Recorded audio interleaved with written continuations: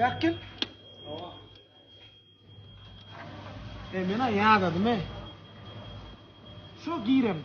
Yaşlı. İrden giren o. Yamaksam şoň niyeti bir satyn almak mı neymiş şekler şoňsun? Bağla, solay masal.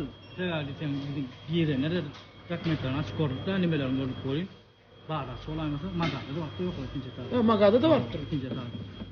Bakalarını görüyorum ki. Bakalarını yok. Bakalarından apırçın tapıp bilme ya. Böyle burada satın alıyor mu göröleni?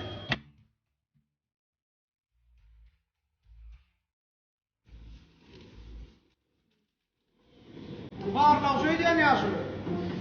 Bağırlaşı. Ne açıdın? Bakalar yakıp duran mı yaşlı? Ne ama köp bilyen ha? Bir adamla gördü da gözüm gören o. Gözüm.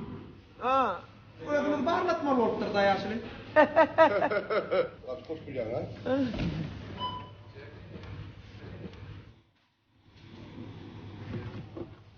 Ne açın? 7 manat. Bir. 5. 3. Öyle diyen ha? Al. Bakalar rahatlı. Bakalar kovdur ha. Neme zaten kovdur. Suraklarını gördün mü bağırlak suvarlar. Oğlum kovdur. Ödüm baka uğrunun hayrattan ardan marketlattan getire. Köp bilyen ha? Ey adam bilem de o. Kova.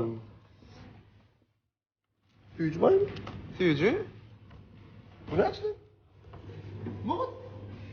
Geçip paralar tüyücüden muhut veriyor da. Ahır taptım ha. Şundan bir kere çek. Çok biliyor lan.